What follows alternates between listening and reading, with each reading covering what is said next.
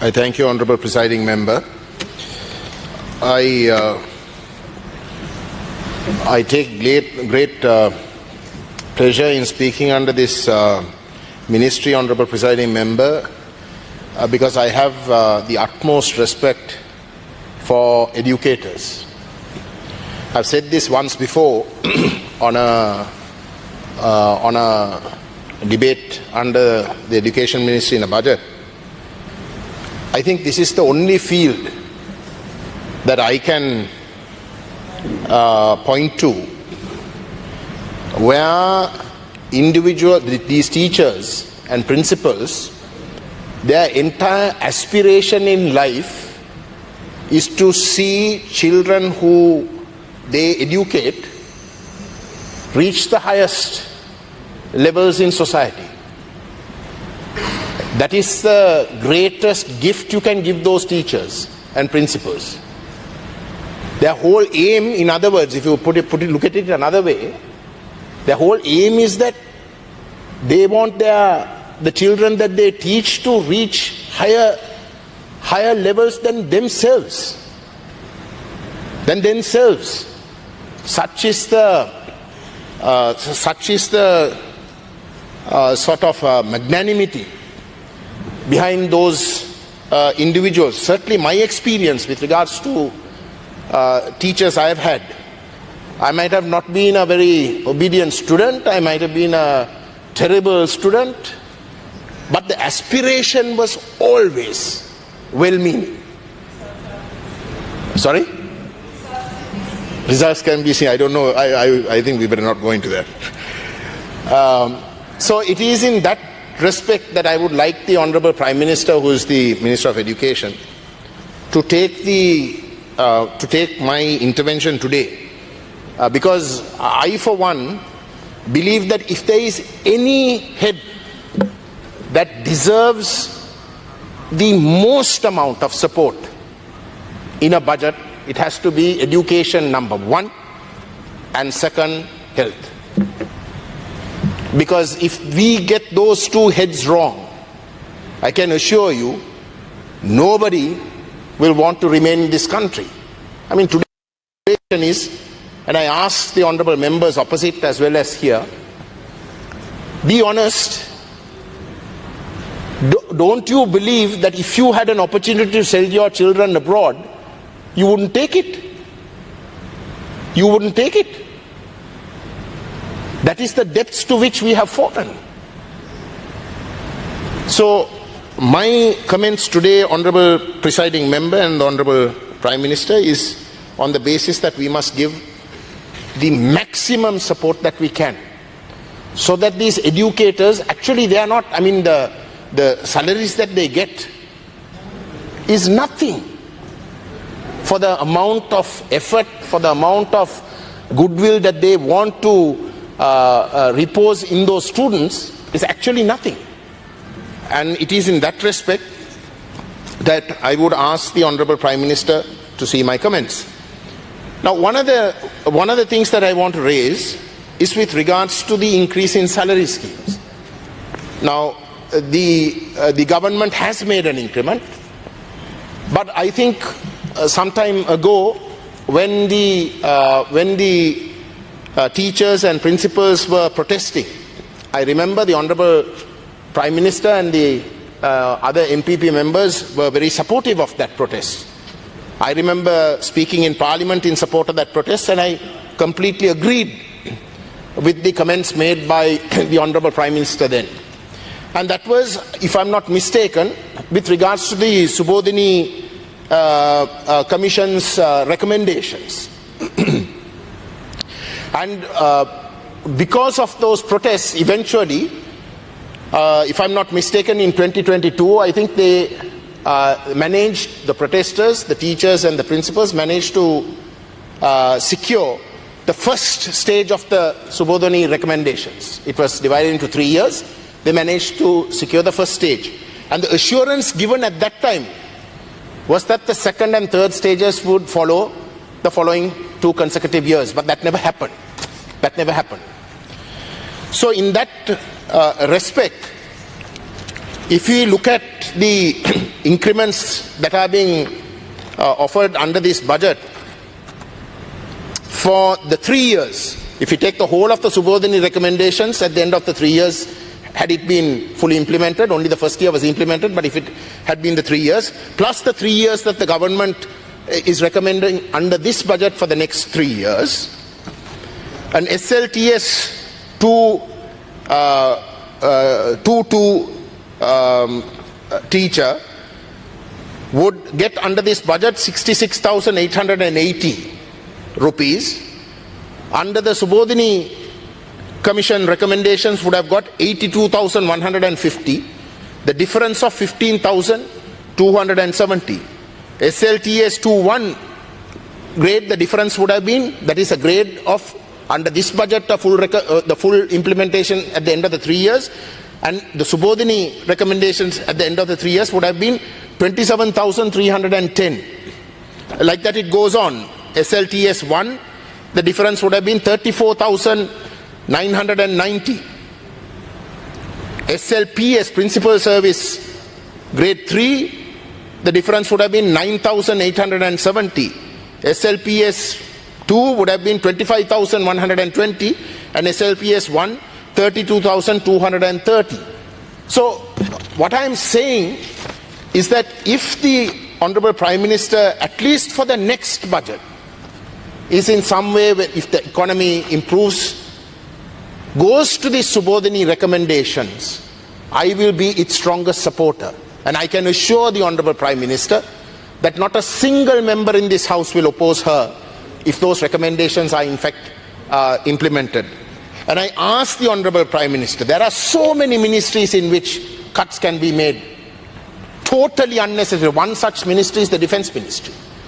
But this is one field to which I think we all owe those people who work so hard and who are so magnanimous in the way they approach this field. The second matter that I wish to raise is with regards to, and I raised this in my main speech on the second reading of the budget, is with regards to the civil security department running preschools in the northern province. That must stop. They run preschools where the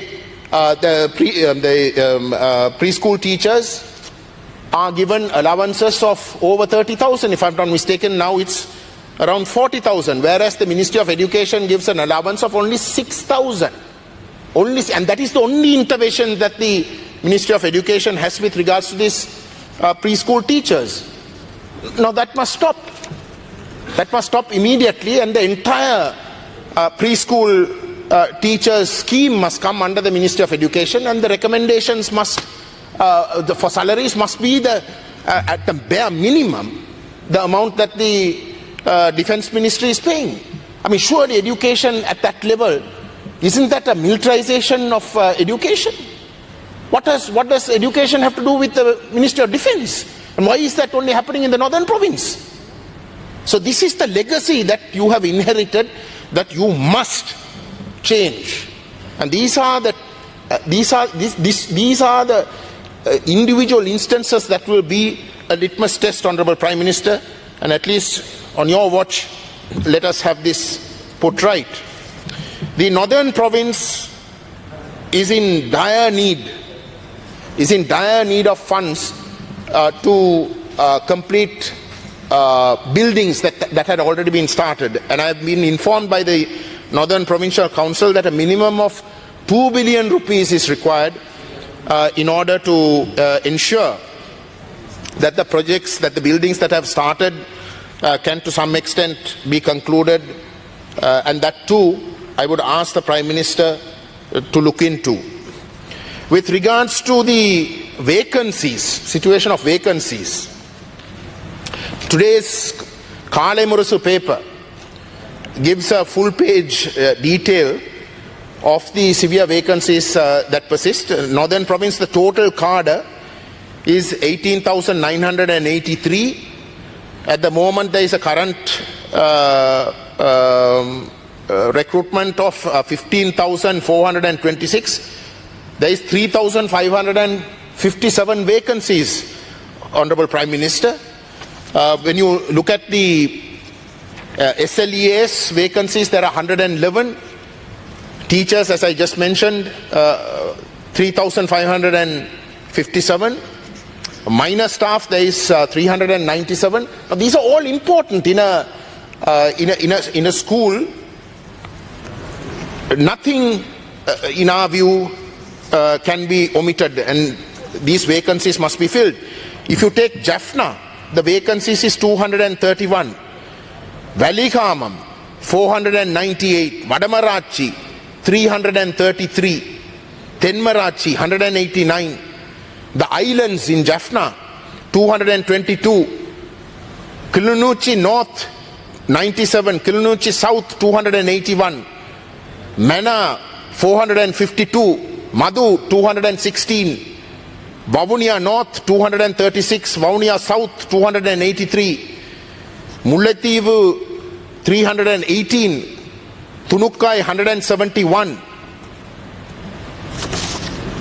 So, Honorable Prime Minister, this too, I would urge you to look into it. With regards to one other matter that I wish to raise, this I brought to your notice earlier also. The UGC has called for examinations for the promotion of management assistant grade 3 to grade 2, and the examination is supposed to be held on the 21st of March. Now there are 61 applicants. There are 61 applicants from Jaffna. I have been in touch with the Jaffna University. They have written to the UGC. They have asked. In the previous years when these examinations were held, they were held in Jaffna.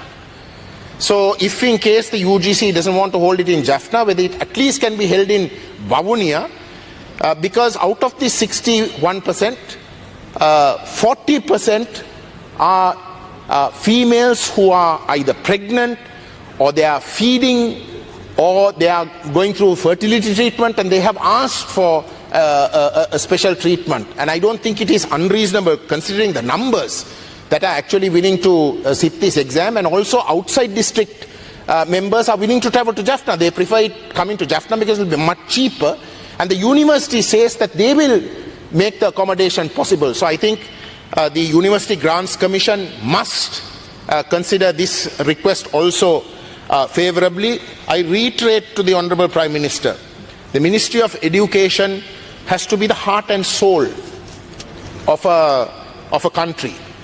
If we get that wrong, everything else will be wrong. The fact that you have people who are so capable leaving this country is fundamentally because we are getting it wrong. People who struggle here go through a life-threatening trip abroad. They seek asylum or do something and manage to stay in those countries, and they do brilliantly well. They do brilliantly well. In Europe, whether it's the Tamils, and certainly the Tamils do brilliantly well, but also the Sinhalese. Every single ambassador or foreign ministry that I have visited in the Western world tell us that the Tamil community, and I would add the Sinhalese as well, when they go abroad are the best citizens and the most productive. That means we are losing all of that. And we are losing it for reasons that can easily be avoided. We are losing it because of racism. We are losing it because we are not giving the adequate resources to areas that actually should be given. And I think the Ministry of Education is probably the most important in that regard. Thank you.